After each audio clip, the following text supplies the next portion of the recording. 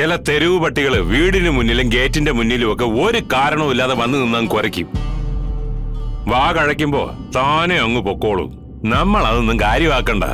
അമ്മേ, സ്വന്തം മോളെ കൊല്ലാൻ ആളെ വിട്ടിട്ട് നിൽക്കുകയാണമ്മേ അമ്മയുടെ ഈ ഭർത്താവ്. മരിക്കും, എല്ലാരും മരിക്കും. ഞാനും മരിക്കും, എന്റെ മക്കളും മരിക്കും. വിഷ്ണു പോയില്ലേ, അപ്പൊ ശാലിനിയും മരിക്കും, അവളുടെ മക്കളും മരിക്കും, എല്ലാരും മരിക്കും. ഞാൻ ചെയ്യാൻ പാടില്ലാത്തതാ ചെയ്തത്. വിഷ്ണുവിന്റെ ആത്മാവ് ഒരിക്കലും പൊറുക്കില്ല. അപകടങ്ങൾ ഉണ്ടാവും, കുഴിച്ചിട്ടതെല്ലാം പുറത്തു വരും. എന്തായാലും മരിക്കും, എല്ലാരും മരിക്കും. അമ്മേ, മരിക്കട്ടെ, എല്ലാരും പോട്ടെ. എല്ലാം പോയില്ലേ അമ്മേ? ഇത് ഞാനാ, ശാലിനി, ആ അമ്മയുടെ മോള്. നീ ഇത് എപ്പോ വന്നു? എന്തൊക്കെയാ അമ്മ ഇത്? എനിക്കൊന്നും മനസ്സിലാവുന്നില്ല. ആ ആ അതെ, ആ മോള് സൂക്ഷിക്കണേ. ചുറ്റും കൊല്ലാൻ നടക്കുന്നവരാ.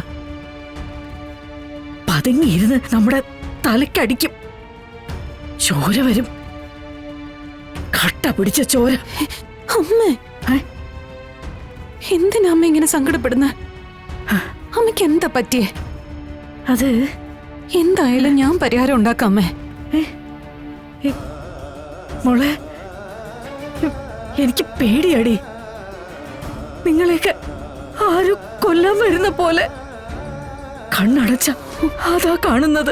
മോളെ, നീ അമ്മ അമ്മ നോക്ക്, ഒന്നുമില്ല മോള്, എല്ലാം തോന്നല. പേടി. ഞാനിരിക്കാം അമ്മയുടെ കൂടെ, എത്ര നേരം വേണമെങ്കിലും ഞാനിരിക്കാം. മോളെ, നീ സൂക്ഷിക്കണേ, നീ സൂക്ഷിക്കണം. അമ്മ വന്നേ, നമുക്ക് മുറിയിലേക്ക് ഇവിടെ ഇവിടെ ഈ ദൈവങ്ങളുടെ ഇടയിൽ ഇരിക്കുമ്പോഴാ എനിക്കൊരാശ്വാസം. ഇവരൊക്കെ കൂടെ ഉണ്ടെന്നുള്ള ധൈര്യവാ. അമ്മ അമ്മ ഇപ്പൊ ഞാൻ കൂടെ ഇല്ലേ? പക്ഷേ പിന്നെന്തിനാ അമ്മ പേടിക്കുന്ന? നീ സൂക്ഷിക്കണം മോളെ, എന്റെ മക്കള് സൂക്ഷിക്കണേ. ഞാൻ സൂക്ഷിച്ചോളാം. അമ്മ വാ, വന്നേ അമ്മ, വാ അമ്മ. അത് എണീക്ക്, വാ.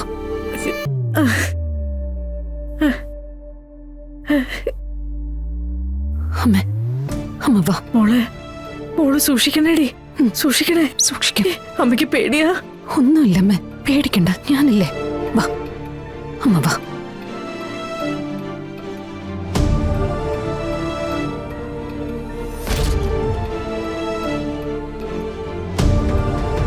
അമ്മ ഇവിടെ ഇരിക്ക,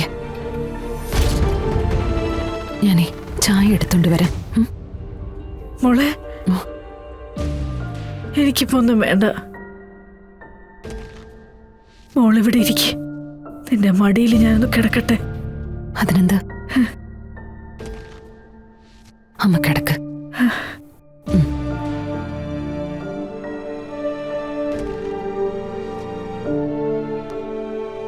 അമ്മയ്ക്ക് പേടിയാ? എനിക്കിപ്പോ എല്ലാത്തിനോടും പേടിയാ.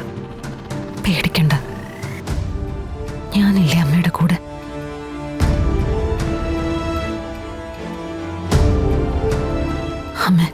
അമ്മ നന്നായിട്ടൊന്ന് ഉറങ്ങ്. ഉറങ്ങി എണീക്കുമ്പോഴേക്കും എല്ലാം ശരിയാവും.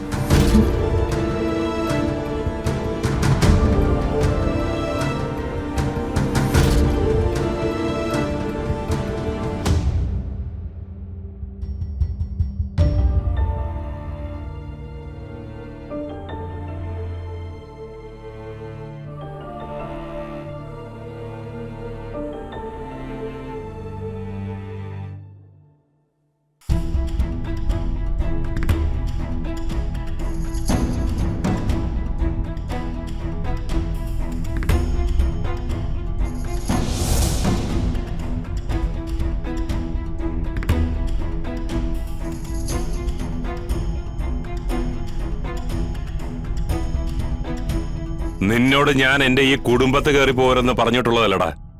അല്ലെങ്കിലും മക്കളെ ആരെയും അച്ഛനെ കണ്ണെടുത്ത കണ്ടുടല്ലോ.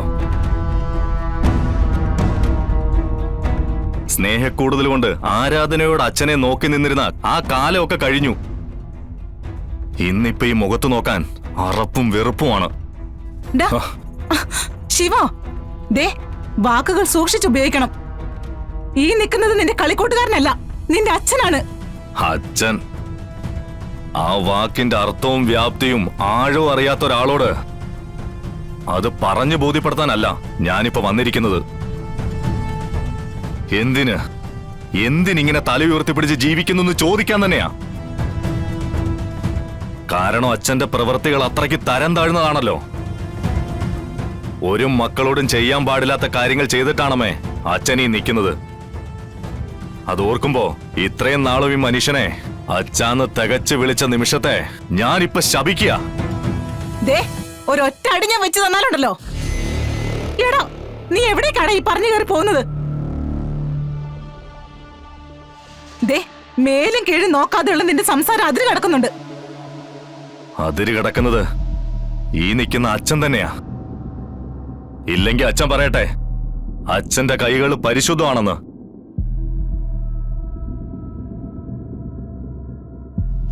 മഹേട്ടാ, എന്താ എന്താ ഇവനീ പറയുന്നത്? ദേ നിങ്ങൾ എന്ത് ചെയ്തു ഇവനെ വിളിച്ച് പറയുന്നതെന്ന്. എടി, നട്ടപ്പാതിരയ്ക്ക് വന്ന് ഒരുത്തൻ പിച്ചും പെയ്യും പറയുന്നതിന് ഞാൻ എന്ത് മറുപടി പറയാനാണ്? ചില തെരുവ് പട്ടികള് വീടിന് മുന്നിലും ഗേറ്റിന്റെ മുന്നിലും ഒക്കെ ഒരു കാരണവും ഇല്ലാതെ വന്നു നിന്നങ്ങ് കുരയ്ക്കും. വാ കഴയ്ക്കുമ്പോ താനെ അങ്ങ് പൊക്കോളും. നമ്മൾ അതൊന്നും കാര്യമാക്കണ്ട. അമ്മേ, സ്വന്തം മോളെ കൊല്ലാൻ ആളെ വിട്ടിട്ട് നിൽക്കുകയാണമ്മേ അമ്മയുടെ ഈ ഭർത്താവ്.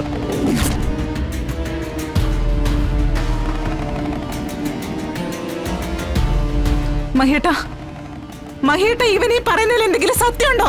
എടി, നിനക്ക് വേറെ പണിയൊന്നുമില്ലേ? യവൻ പറയുന്നതും കേട്ടോണ്ട് തുള്ളി എന്റെ നേരെ വരാൻ. എടി, ഞാൻ പറഞ്ഞില്ലേ, കുരയ്ക്കുന്ന പട്ടി കുരച്ചിട്ട് പോട്ടെ. ദുഷ്ടനാണമ്മേ. ജയിക്കാൻ വേണ്ടി സ്വന്തം ചോരയെ കൊല്ലാൻ വടിവാളും കൊടുത്തു വിട്ടു ഈ ദുഷ്ടൻ. ഇറങ്ങടാ എന്റെ വീട്ടിൽ നിന്ന്. എന്റെ വീട്ടിൽ നിന്ന് ഇറങ്ങാനാ നിന്നോട് ഞാൻ പറഞ്ഞത്.